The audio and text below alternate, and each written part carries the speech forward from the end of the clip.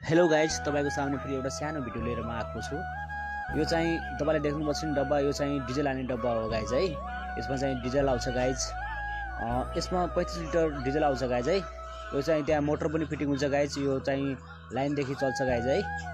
लाइनदेखि चलेर यो भट्टी अनि भट्टी यताको भट्टी र उताको भट्टी गाइज। यो डिजलदेखि नै सञ्चालन भएर त्यो डिजलमा आगो बल्छ गाइज है। किन हामीले यो भट्टी जोडेको छौँ भनेपछि डिजलदेखि मन्चुरियन क्रिस्पी पनि हुन्छ गाइज र टेस्टी पनि हुन्छ गाइज है। अब ग्यासको बाटलामा के हुन्छ भने चाहिँ मन्चुरियन ढिलो पाक्छ गाइज है। अनि किन हामीसँग थोरै समय हुन्छ गाइज हैन, फेरि काम दिनभरि सामान बनाएर फेरि हामी जानु पर्यो, फेरि सामान फेरि गर्न जानु पर्यो गाइज। त्यसैले हामीले चाँडोको लागि आफ्नो सुविधाको लागि यो चाहिँ हामीले डिजलदेखि चल्ने भट्टी ल्याएको गाइज है। किनकि मन्चुरियन यसमा आफूले जति फास्ट गर्न सक्छ त्यति फास्ट पाक्छ गाइज। यसमा डिजल खोल्ने त्यहाँ देख्नुपर्छ, डिजलहरू खोल्नेहरू दुईवटा देख्नुपर्छ, त्यहाँ डिजलहरू आइहाल्छ गाइज।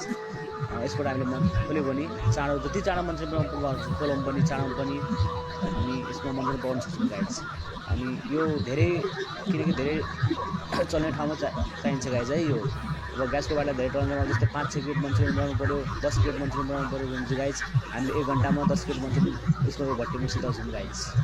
कस्तो लाग्छ तपाईँलाई, के लाग्छ विचार गर्नु होला गाइज है यो भट्टी।